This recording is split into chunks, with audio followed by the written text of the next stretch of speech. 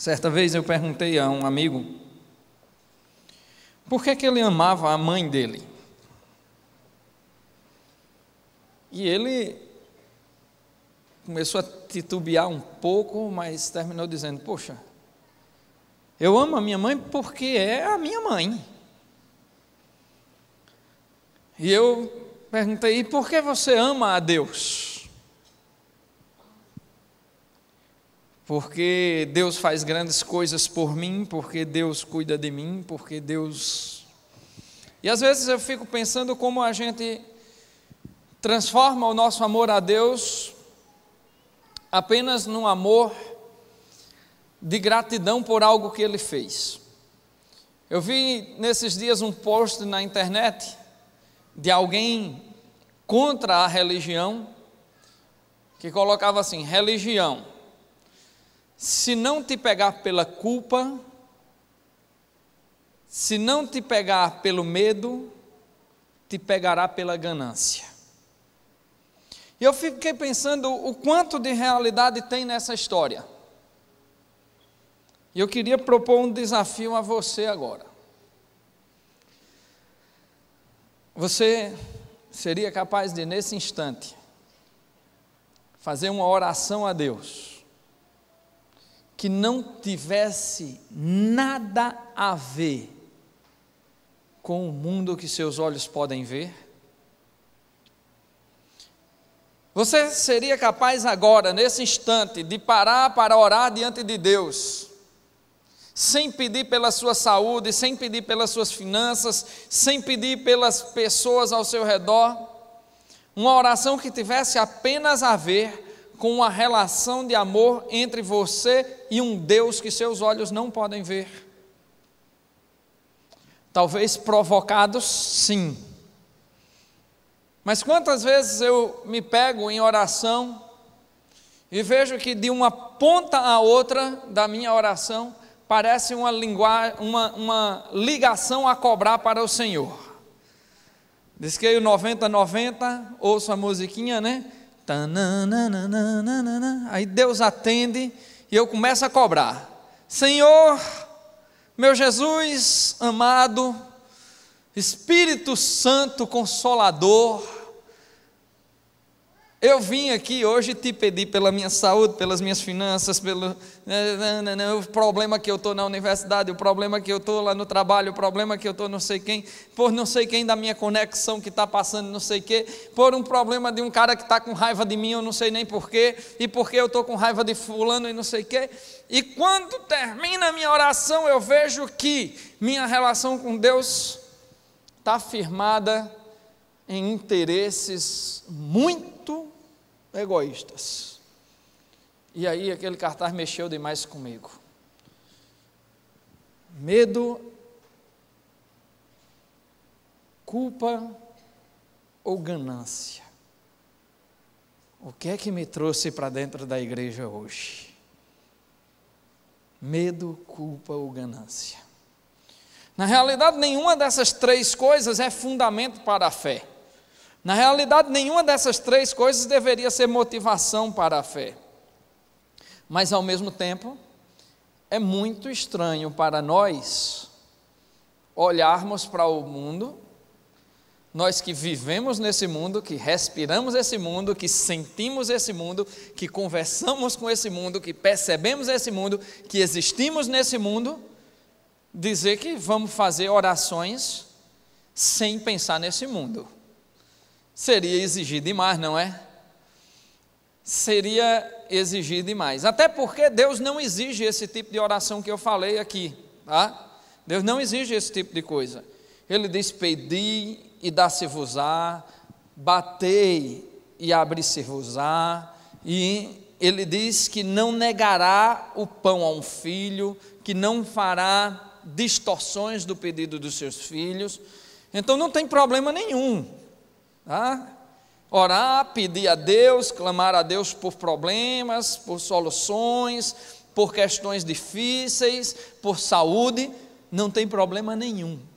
O problema que eu estou querendo tratar aqui é que muitas vezes a nossa oração se restringe, se limita aos problemas e às ansiedades da vida.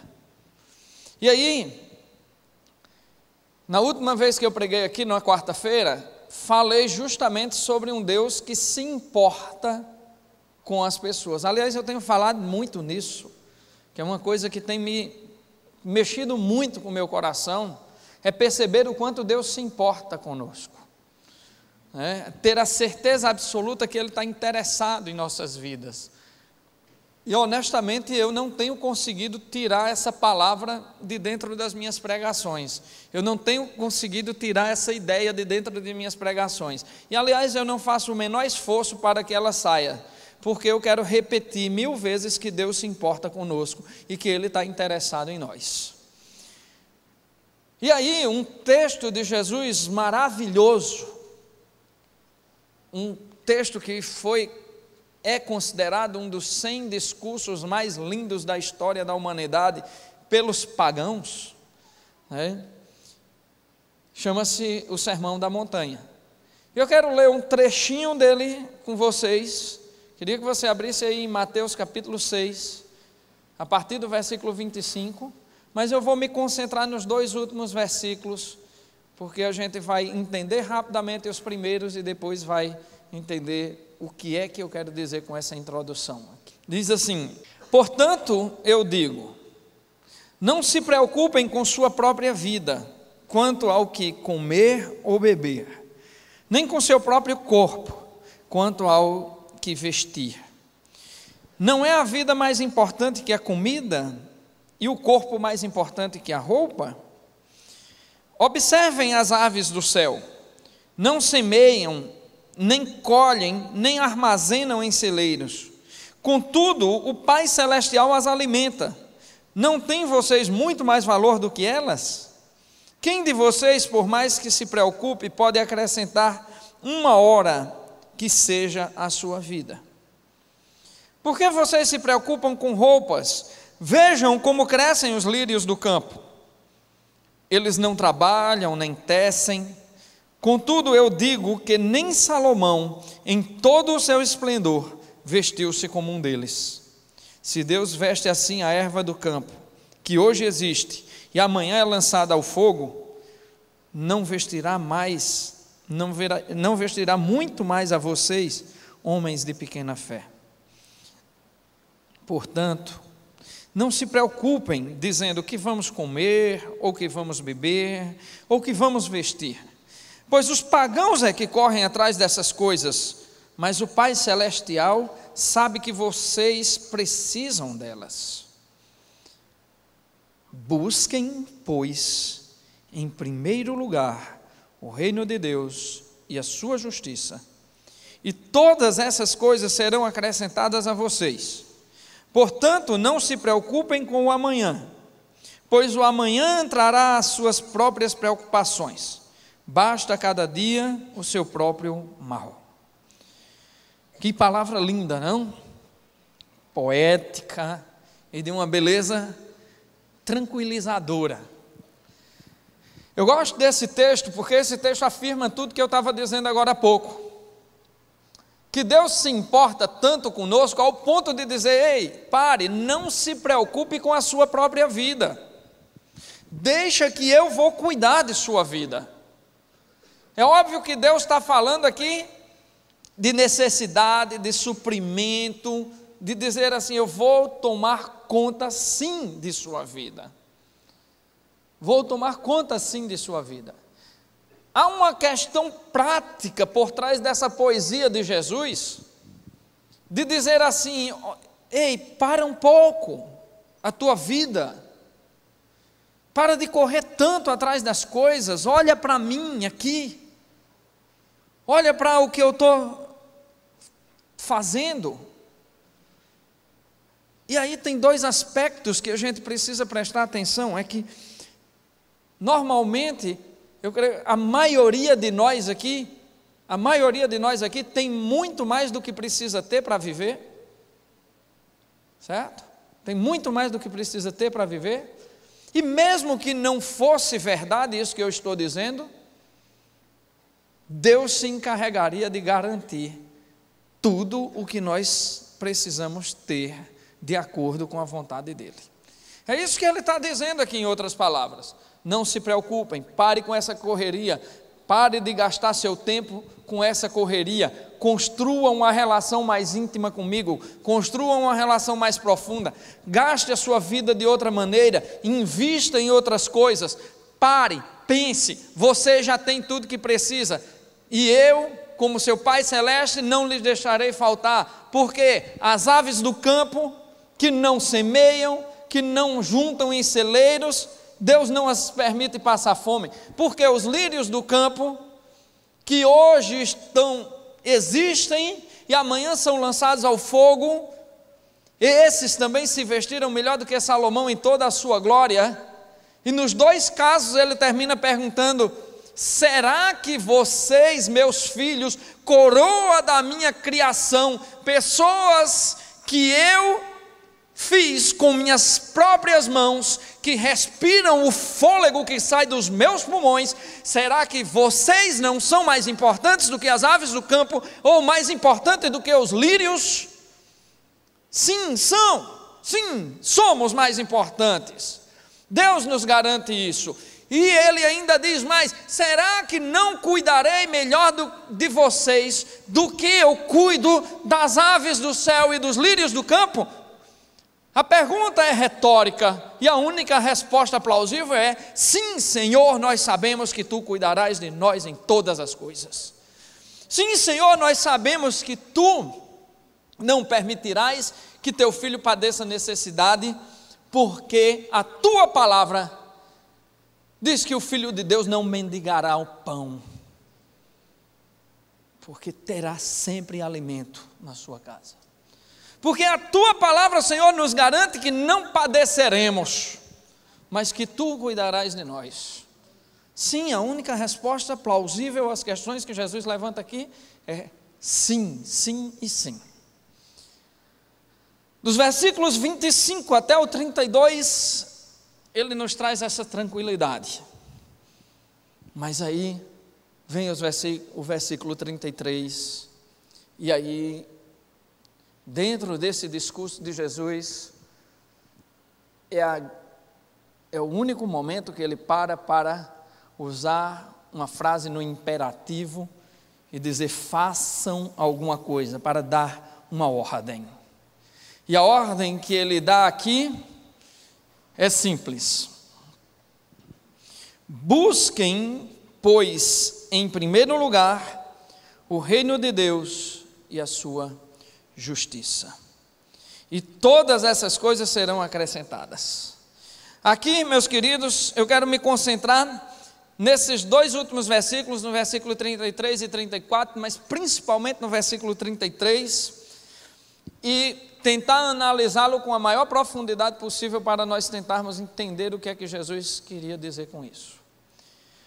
Ele passa algum tempo ali, do Sermão da Montanha, falando sobre a tranquilidade que nós podemos ter na vida, sobre o cuidado que Ele está disposto a dispensar com seus filhos, sobre o amor que Ele está derramando. Ele está falando especificamente, talvez de maneira muito profética, para o tempo em que vivemos, esse tempo de correria, esse tempo que essa época que nós não temos tempo mais para nada, que nós não convivemos mais com as pessoas, essa época que senta o marido numa cama com o seu notebook e a sua esposa ao seu lado com o seu notebook, e os dois estão falando com o mundo inteiro, mas não falam um com o outro.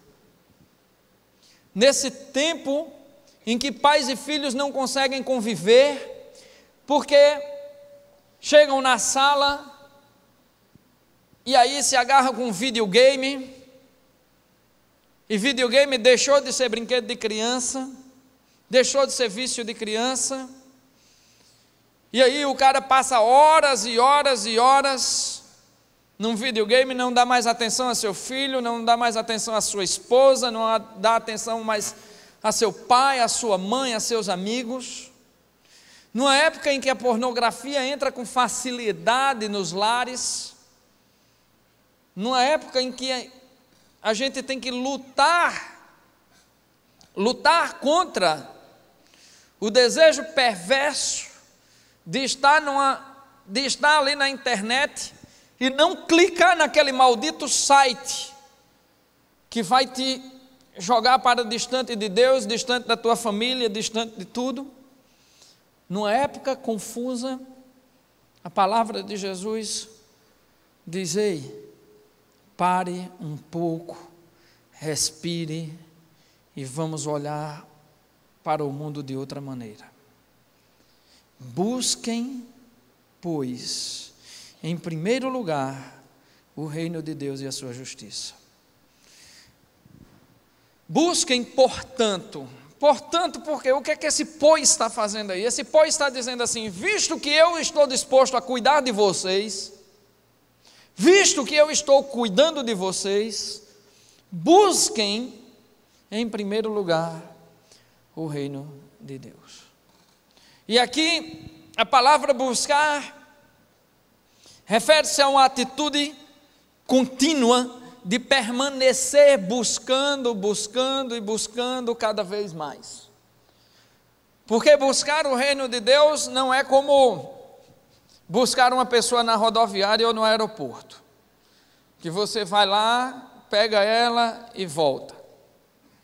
O reino de Deus é aperfeiçoamento. O reino de Deus é construção. O reino de Deus é algo em movimento, algo que não está completo, mas ao mesmo tempo já está. Algo que ainda não é, mas que ao mesmo tempo é. O reino de Deus é algo que está se fortalecendo na sua existência. Buscar constantemente o reino de Deus. Busquem.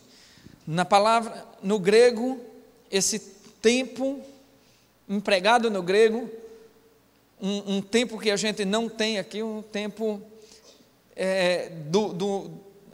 do presente imperativo, que dá a ideia de continuidade, de façam e continuem fazendo. Jesus disse: busquem e continuem buscando, busquem e continuem buscando, busquem e continuem buscando o reino de Deus. Não parem de buscar o reino de Deus, porque essa busca é constante. Essa busca é envolvimento.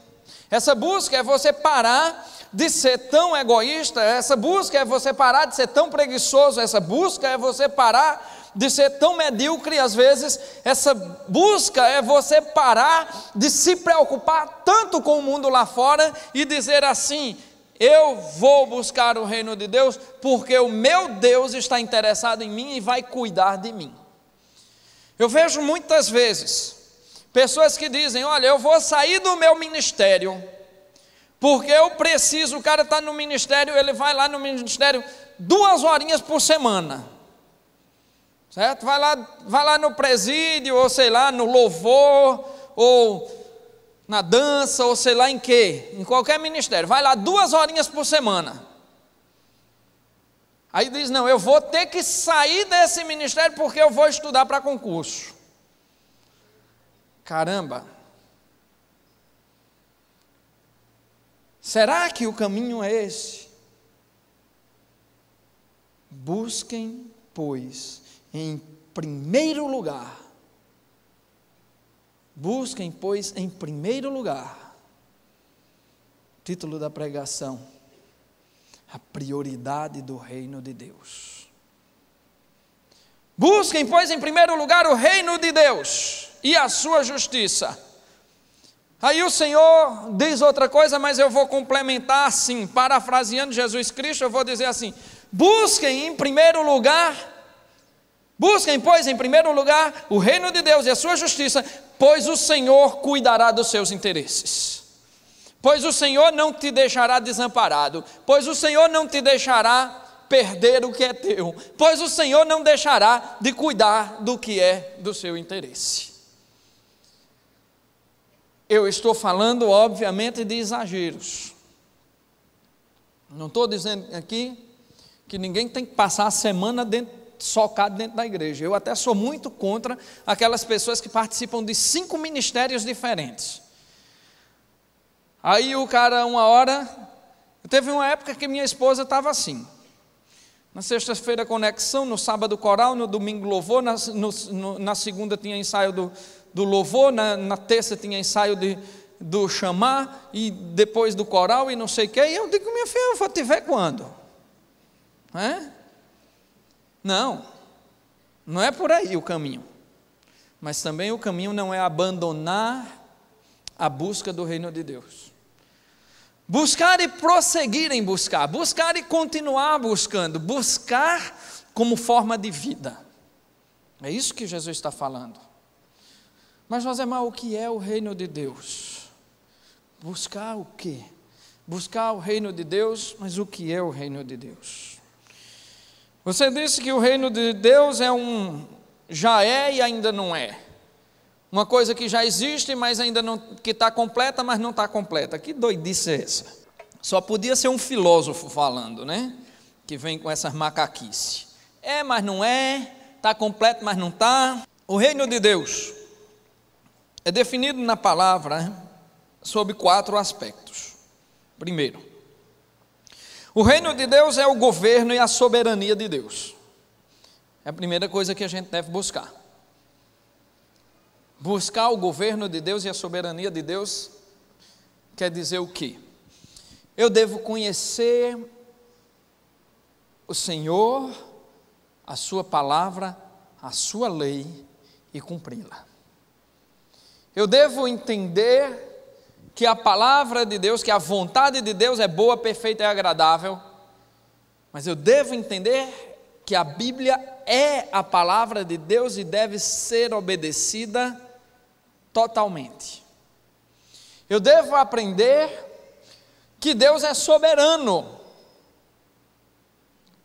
E essa soberania, esse governo tem a ver com, é Deus quem determina o dia de você nascer e o dia de você morrer.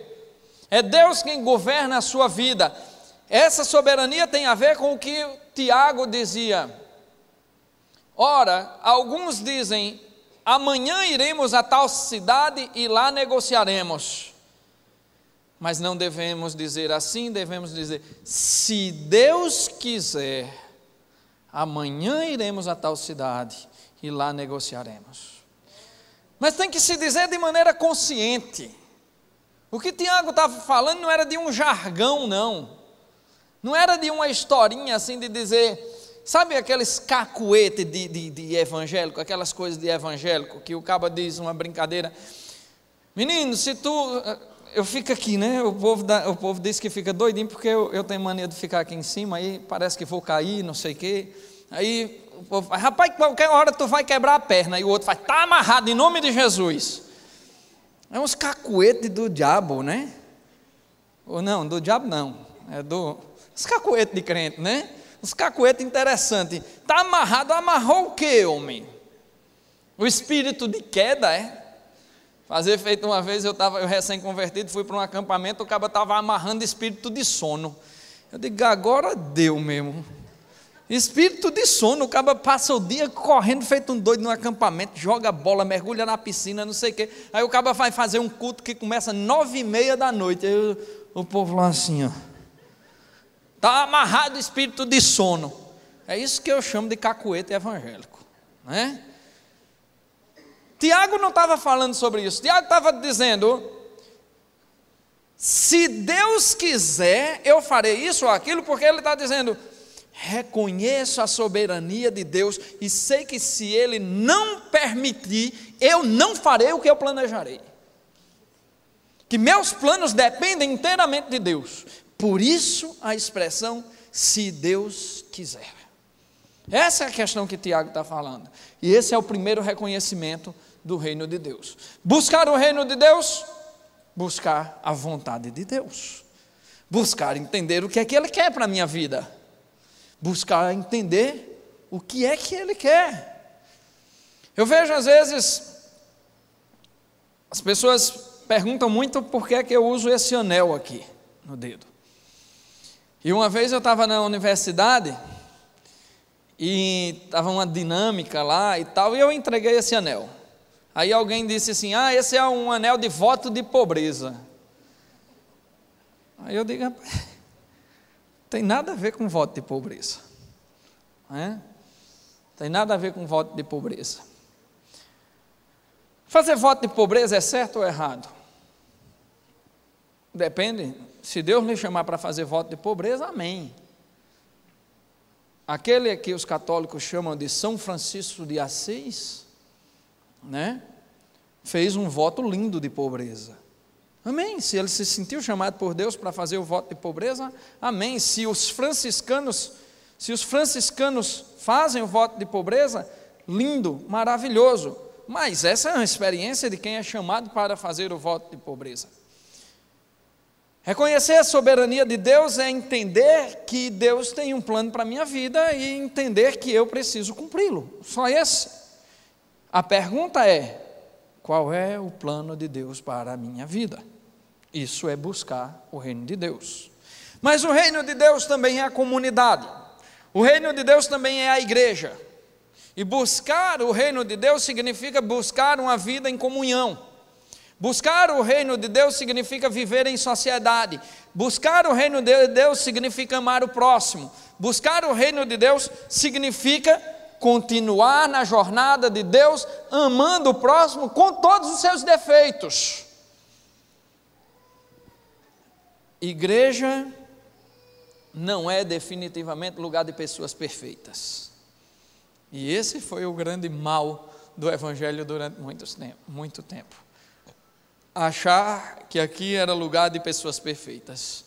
Aí, alguns entram na igreja pensando que vão encontrar, sabe, uma horda de anjos, que vão encontrar ali, sabe, o céu na terra. Eu me lembro quando eu era recém-convertido, eu entrava ali na primeira igreja e tinha certos louvores que eu ouvia, que eu dizia: meu Deus, os anjos estão aqui. Eu quase flutuava, né? Aí depois, quando eu fui conhecendo as pessoas, eu digo: ih, rapaz, não é anjo que está cantando não, não é anjo que está cantando não, essas peças são muito parecidas comigo, não é? A gente não pode ter esse tipo de ilusão, mas há um outro tipo de ilusão pior ainda, aquela ilusão que os crentes velhos criaram, que pior do que a ilusão de crente novo é a ilusão de crente velho. É aquela raça que acha que tem certas pessoas que não cabem dentro da igreja, né? Aquelas pessoas que acham que não se deve deixar uma prostituta entrar por aquela porta, que não se deve deixar um homossexual entrar ali, que um travesti não pode ir para a igreja. Onde essas pessoas conhecerão o Senhor Jesus? Nós vamos esperar que elas se transformem no meio do mundo para depois virem para cá? Eu me lembro que eu preguei sobre isso em Natal, e assim que eu terminei de pregar, o pastor subiu ao púlpito, pegou o microfone e disse: irmãos, vamos orar para que nós não deixemos o mundo entrar na igreja. Eu digo: meu amigo, você não entendeu nada do que eu falei. Quando eu fui pregar de novo, aí eu comecei a pregação assim, dizendo: olha, gente, eu vim aqui hoje para desafiar vocês a trazer o mundo para dentro da igreja. O velho quase tem um piripaque lá do outro lado. Digo: morra, rapaz, morra, porque você vai para Jesus, fica bonzinho lá. Agora, entenda que a igreja não é lugar de pessoas perfeitas, igreja é reino de Deus, e reino de Deus é aquele lugar debaixo das asas do Altíssimo.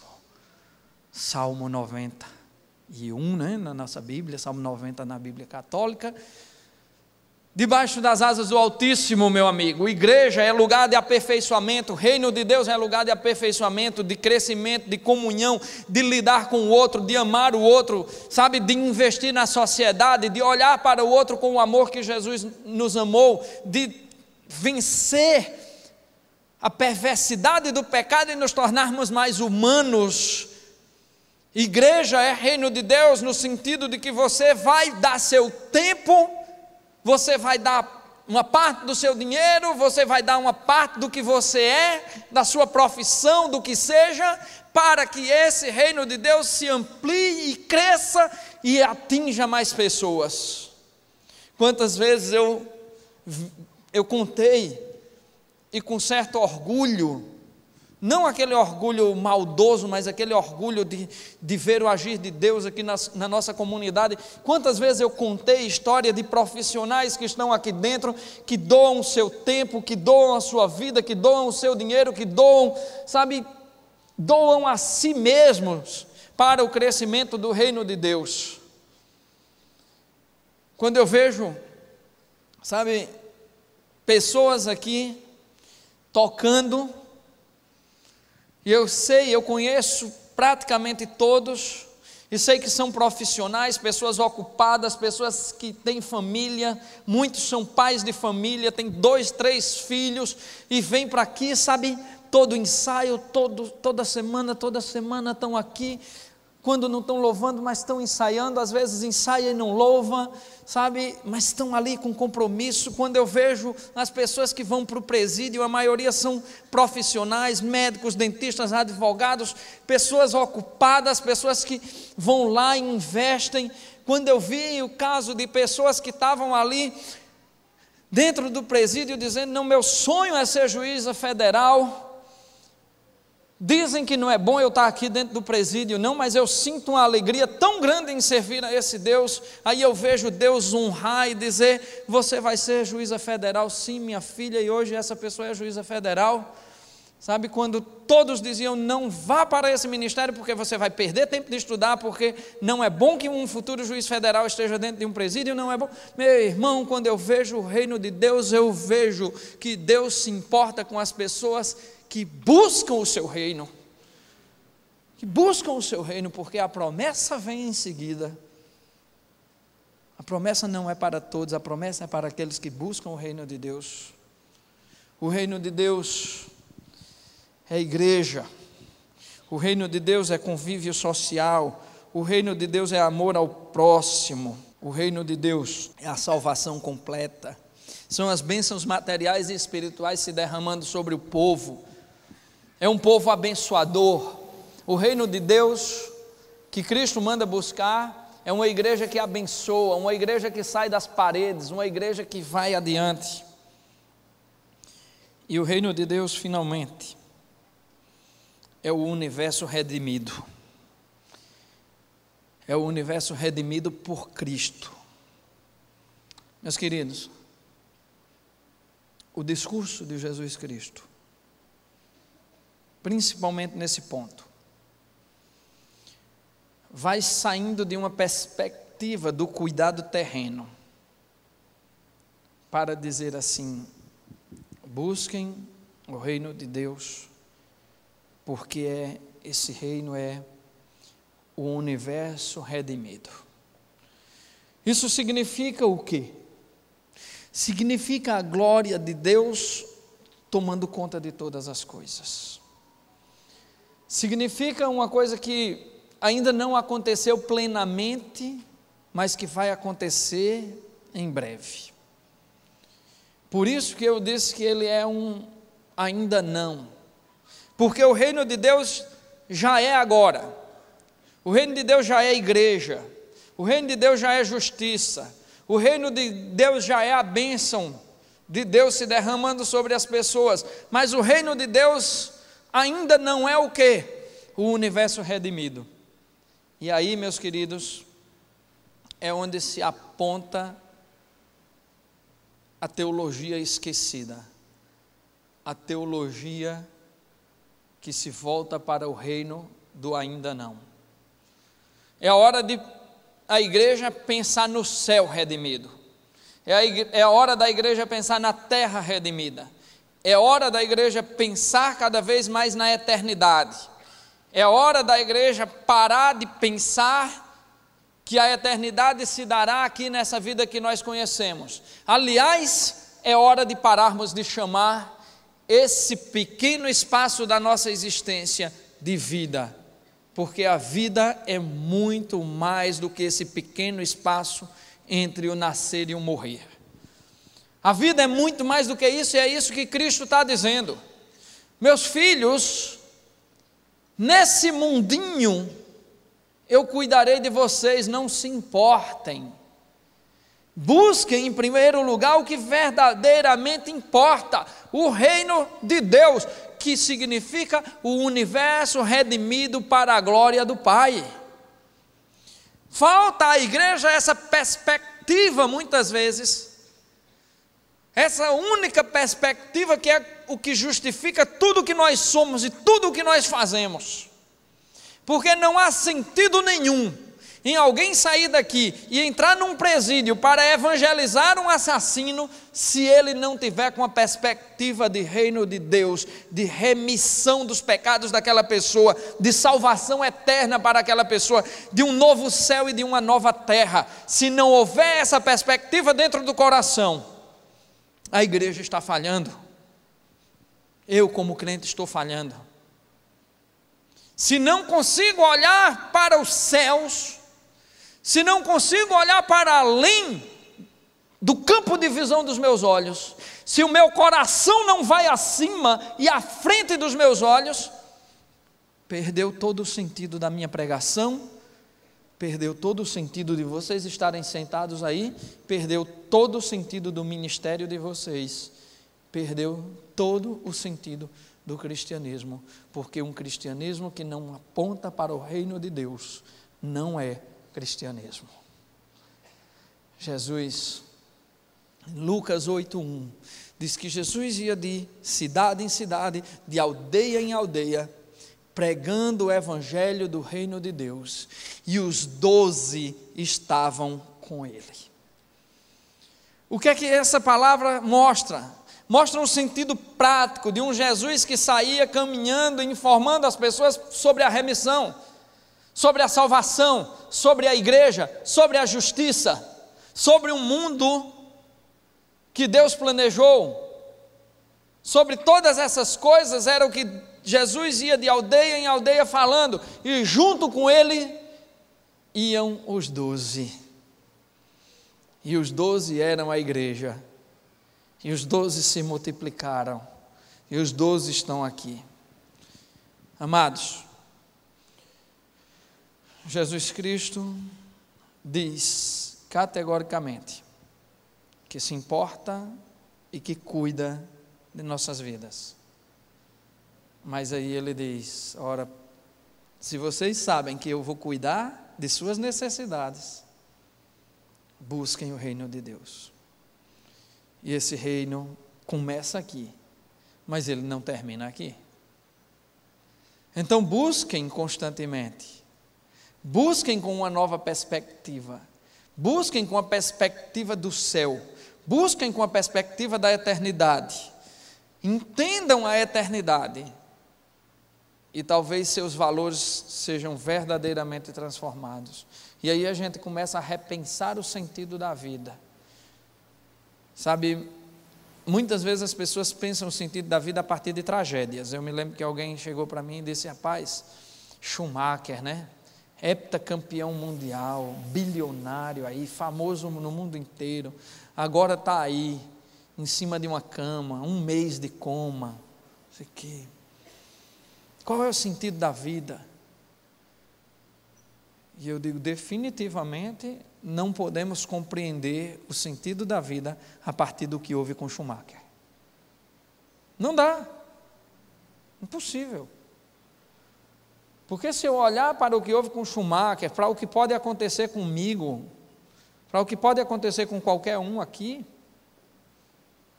a vida não tem sentido nenhum. Nasceu, morreu, acabou.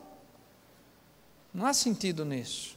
O sentido está no que Cristo disse aqui: busquem em primeiro lugar o reino de Deus. Busquem em primeiro lugar o reino de Deus e a sua justiça. Busquem em primeiro lugar o que interessa, um lugar na eternidade.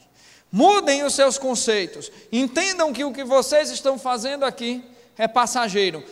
Entendam que as nossas lutas aqui são vãs, porque o Senhor tem tomado conta de nós. Entendam e reentendam todos os dias que se Deus cuida de nós, é necessário que busquemos o seu reino com a perspectiva de eternidade. Não é por medo que estamos aqui, não é por culpa que estamos aqui, não é por ganância que estamos aqui. Se enganam os antirreligiosos, se enganam os anticristãos, achando que as únicas razões que uma pessoa tem para estar dentro de uma igreja buscando ao Senhor Jesus estão ligadas a essas três coisas. Nós estamos aqui porque o reino de Deus é uma realidade presente em nossas vidas. Estamos aqui porque acreditamos na eternidade em Cristo Jesus. Estamos aqui porque queremos buscar essa justiça plena de um mundo, de um universo redimido pelo Senhor.